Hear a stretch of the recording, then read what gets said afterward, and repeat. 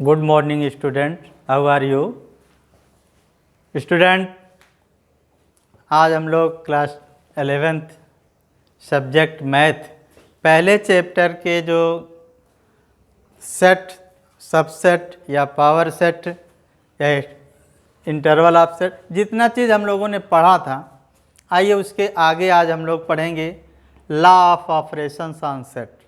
Set पर जो कुछ ऑपरेशंस हैं, जो संक्रियाएं हैं, उन कैसे संचालित होती हैं उसके बारे में हम थ्योरम के माध्यम से पढ़ेंगे। तो आइए, पहली थ्योरम हमारी है फॉर एनी सेट ए। किसी भी सेट ए के लिए हमको प्रूव करना है, प्रूव दैट फर्स्ट नंबर पर है ए यूनियन ए इक्वल ए। ये चीज़ हमको प्रूव करनी है। आओ स्टूडेंट्स, यहाँ जब हमने लिखा ए यूनियन ए, ये क्या दिखा रहा होता है? X such that x belongs A. यहाँ देखिए, एक्स ए का एक जो है एलिमेंट्स होगा, एक्स बिलोंग्स ए, और एक्स बिलोंग्स ए। आप समझ गए होंगे, एक हमने लिखा है एक्स बिलोंग से, फिर लिखा है एक्स बिलोंग से। ऐसा क्यों लिखा? इसलिए कि एक्स या तो इसका एलिमेंट्स है या इस ए का एलिमेंट्स है। लेकिन अगर दोनों सेंटेंस को ध्यान से देखें तो दोनों सेम है, इसलिए हम कह सकते हैं x such that x belongs A. Mean x belongs A है, इसका मतलब इसकी वैल्यू किसके इक्वल हो जाएगी? ए के इक्वल होगी। ये समझ गए होंगे आप। इसी का दूसरा पार्ट है ए इंटरसेक्शन ए इक्वल ए। इसका प्रूफ देखिए, ए इंटरसेक्शन ए क्या रिप्रेजेंट कर रहा है स्टूडेंट्स? इसका मतलब हुआ x such that x belongs A and x belongs A. Mean आप समझ गए होंगे एंड क्यों? या तो एक्स इसका एलिमेंट्स है या एक्स इसका एलिमेंट्स है। यहाँ ऐसा हमने लिखा था, बट यहाँ इंटरसेक्शन में क्या होता है कि जो एलिमेंट्स हमारा एक्स अगर ए का एलिमेंट्स है तो एक्स इस ए का भी एलिमेंट्स होगा। मीन हम लिखते हैं ये इंटरसेक्शन। इंटरसेक्शन का मतलब ये वे एलिमेंट्स जो क्या होते हैं, बोथ, यानी दोनों सेट के एलिमेंट्स होते हैं, यानी इस सेट का भी एलिमेंट होगा और इसका भी होगा। और यहाँ हम लिखें एक्स बिलोंग से, मीन इस ए के लिए, और एक्स बिलोंग से इस ए के लिए। इस तरीके से हम देखें तो ये ओनली हो जाएगा x such that x belongs A, या इसी को हम कह सकते हैं क्या हो जाएगा? ए। मीन दोनों ए में जो कॉमन है तो पूरा का पूरा कॉमन हो गया, मीन वही ओनली क्या हो जाएगा? ए। तो इस तरीके से एक थ्योरम आपने पढ़ा कि ए यूनियन ए इक्वल ए या ए इंटरसेक्शन ए इक्वल भी ए होता है। इसको हम ध्यान में रखेंगे जब कभी भी हमको ज़रूरत पड़ेगी। ए यूनियन ए मीन ए और ए का यूनियन टोटल ए हो जाएगा, या ए और फिर ए दोनों में जो कॉमन है टोटल कॉमन हो गया, इसलिए इसको हम क्या लिखेंगे? ए लिखेंगे। आइए आगे चलते हैं। दूसरी थ्योरम में ध्यान से देखिए। दूसरी थ्योरम में लिखा है for any set A prove that A union phi equal phi के। और दूसरा है आपका A intersection U equal A के। अब ध्यान में देखना हमको है कि ये यूनियन फाई इक्वल फाई लिखा गया है। अब इसको ध्यान में रखना है कि ए यूनियन फाई। स्टूडेंट, अब पहला हम प्रूव करेंगे ए यूनियन फाई। इसको हम किस तरीके से लिखेंगे? आप जानते हो कि x such that x belongs A. If x A का एलिमेंट है। यूनियन के लिए हम जानते हैं और लिखते हैं हम, और इसलिए लिखते हैं या तो इसका होगा या तो इसका होगा या दोनों का होता है। तो हम यहाँ लिख सकते हैं x हमारा अगर एलिमेंट a का है या x किसका एलिमेंट हो सकता है, x एलिमेंट फाई। और आप जानते हो कि फाई में कोई भी एलिमेंट नहीं होता, फाई में कोई भी एलिमेंट नहीं होता।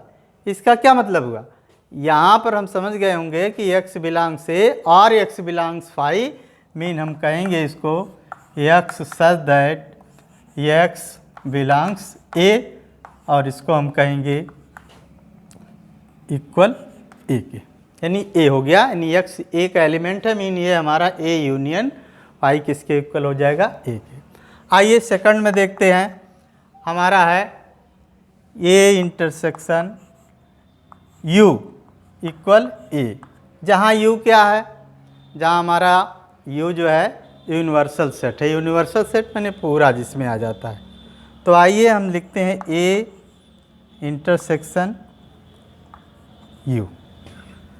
अब यहाँ देखते हैं इसको x बिलोंग्स ए, x बिलोंग्स ए। तो हमने अभी आपको दिखाया है कि जहाँ इंटरसेक्शन होता है वहाँ एंड लिखते हैं, एंड x बिलोंग्स यू, यानी x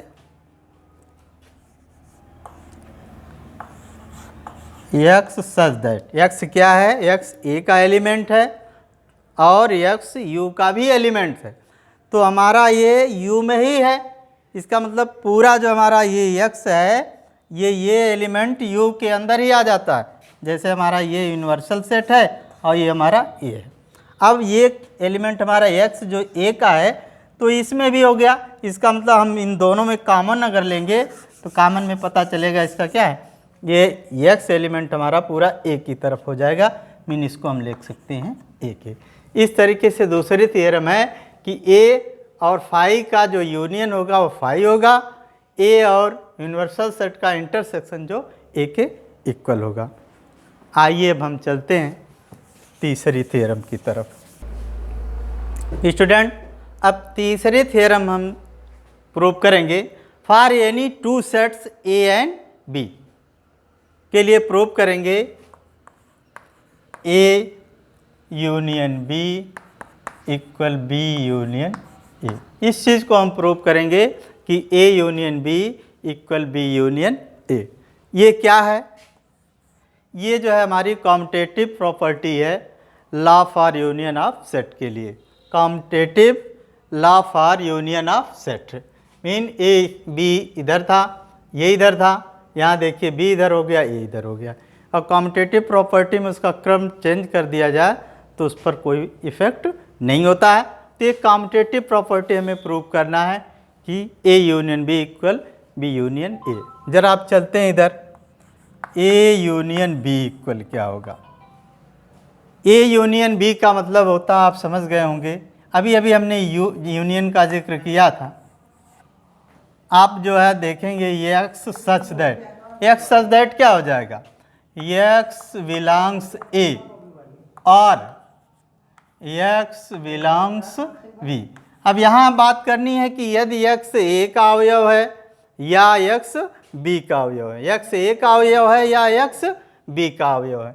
इसका मतलब इसको हम तो यूँ भी लिख सकते हैं x such that x belongs B और एक्स बिलोंग्स ए, ऐसा भी तो लिख सकते हैं। यदि एक्स बिलोंग्स ए या एक्स बिलोंग्स बी है, इसको हम एक्स बिलोंग्स बी और एक्स बिलोंग्स ए लिख सकते हैं।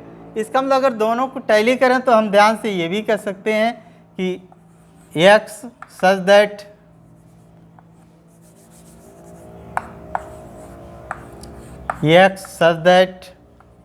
एक्स बिलोंग्स, इसको हम लिख सकते हैं बी यूनियन ए।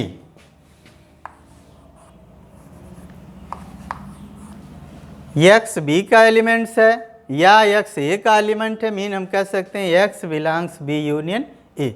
अगर इन दोनों को ध्यान करके देखें, एक्स हमारा बी यूनियन का ए का भी एलिमेंट्स है और एक्स जो है ए यूनियन बी का, यानी यहाँ आप लिख सकते हैं ए यूनियन बी हमको फाइंड करना था, यहाँ x belongs A union B. अगर ऐसा हो कि एक्स ए यूनियन बी का एलिमेंट है तो एक्स या तो ए का एलिमेंट होगा या तो बी का होगा, या यूँ हम कह सकते हैं एक्स बी का एलिमेंट है तो एक्स ए का हो सकता है, तो इसका मतलब हम कह सकते हैं x belongs B union A. अब ऐसा हमने पीछे पढ़ा, अगर इसके सारे एलिमेंट्स इसमें मिल रहे हैं इसका मतलब ये चीज़ इस चीज़ का क्या सबसेट है। हम लिखेंगे ए यूनियन बी सबसेट हो गया बी यूनियन ए के। अब यहाँ देख लिया आपने A union B subset B union A.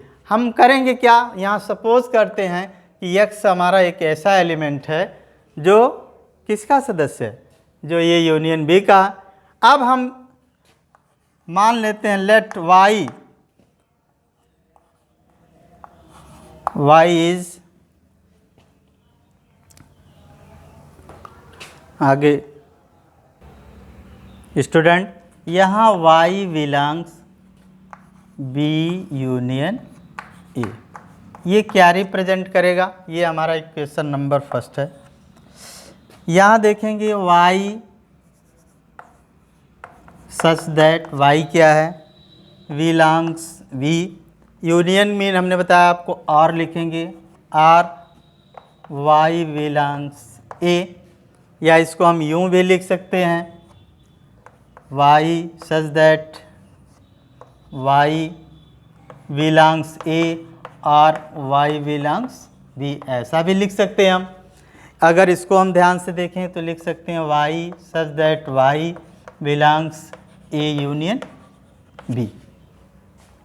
अब ये यूनियन बी लिख दिया हमने, इसका मतलब अगर हम इसको टैली करें तो इसका मतलब y हमारा इसका एलिमेंट्स है, y इसका भी एलिमेंट है, मतलब बी यूनियन ए सबसेट हो गया ए यूनियन बी के। ये इक्वेशन नंबर 2 हो गया। स्टूडेंट्स अब देखिए ये इक्वेशन नंबर 1 है और ये इक्वेशन नंबर 2 है। अगर दोनों को टैली करें तो दोनों को टैली करेंगे तो क्या मिलेगा, ये आप लिखेंगे from equation first and second. क्या देखा हमने, ए यूनियन, यहाँ देखिए ए यूनियन बी सबसेट है बी यूनियन ए के, और यहाँ बी यूनियन ए सबसेट है ए यूनियन बी के। ऐसा कब होता है, जब ए इक्वल भी हो जाता है, मीन अगर ए यूनियन बी इक्वल हो जाए बी यूनियन ए, तो हम समझ जाते हैं कि इसका मतलब ये दोनों क्या हैं, इक्वल हैं। ए यूनियन बी इक्वल हो जाएगा बी यूनियन ए के, ये चीज़ प्रूव हो गई। यानी इसका मतलब ये यूनियन बी वही मिलेगा जो बी यूनियन ए होगा। इस तरीके से इसका एक पार्ट हमने सॉल्व किया। चलिए अब इसके दूसरे पार्ट पर जाते हैं। स्टूडेंट्स अब हम जो है प्रूव करेंगे कि A intersection B equal B intersection A. इसके लिए हम एज्यूम करते हैं कि x be an arbitrary elements of A intersection B, then mean हम मान लेते हैं कोई भी नंबर हमारा एक्स एक ऐसा एलिमेंट है जो ए इंटरसेक्शन बी का एलिमेंट है, mean x belongs A intersection B. तो क्या होगा, हम जानते हैं एक्स सच दैट एक्स क्या होगा, बिलोंग्स ए, एक्स ए का एलिमेंट होगा। अब यहाँ इंटरसेक्शन है, इंटरसेक्शन पे हम लिखते हैं एंड एक्स बिलोंग्स क्या हो जाएगा, बी हो जाएगा। आइए स्टूडेंट्स आगे क्या होगा फिर, x such that x belongs B and x belongs A, ऐसा भी लिख सकते हैं हम। एक्स बी का एलिमेंट है तो एक्स ए का एलिमेंट होगा, या इसको हम लिख सकते हैं x such that x belongs B intersection A.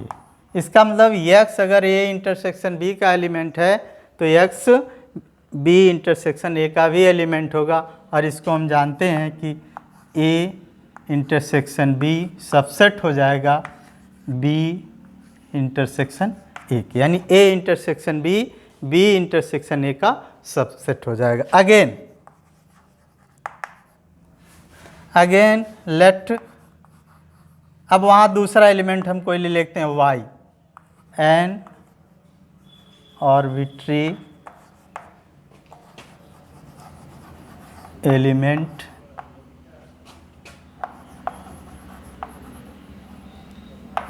Of B intersection A. अब मानते हैं हम ये बी इंटरसेक्शन ए का एलिमेंट है, तो ये हम लिखेंगे y belongs B intersection A equal y such that y क्या है, b का एलिमेंट है, and y belongs a, y a का भी एलिमेंट होगा। अब y b का भी एलिमेंट है y a का, तो हम इसको यूँ भी लिख सकते हैं y such that y belongs a and y belongs b। y a का अवयव भी होगा y, तो इसको हम यूँ भी लिख सकते हैं y such that y belongs a intersection b। हम यदि y हमारा b इंटरसेक्शन a का एलिमेंट है, तो यह y a इंटरसेक्शन b का एलिमेंट होगा। इसका मतलब हो गया b इंटरसेक्शन a सबसेट हो गया a intersection b। Equation number second हो गया और ये हमारा इक्वेशन नंबर फर्स्ट। अगर दोनों इक्वेशन को टैली करें हम, यहाँ हमने लिखा कि ये a इंटरसेक्शन b सबसेट है b इंटरसेक्शन a का, और यहाँ लिखा हूँ b intersection a equal subset a intersection b का। ऐसा तभी संभव है जब दोनों के वैल्यू क्या हो, सेम हो, दोनों के एलिमेंट सेम हो। यानी दोनों को अगर हम ऐड करेंगे from equation number first and equation number second, a intersection b equal हो जाएगा b इंटरसेक्शन a के। इस तरीके से भी आपकी थ्योरम पूरी हो गई, प्रूव हो गई। आगे की जो थ्योरम है हम लोग अगले लेक्चर में पढ़ेंगे। Thank you.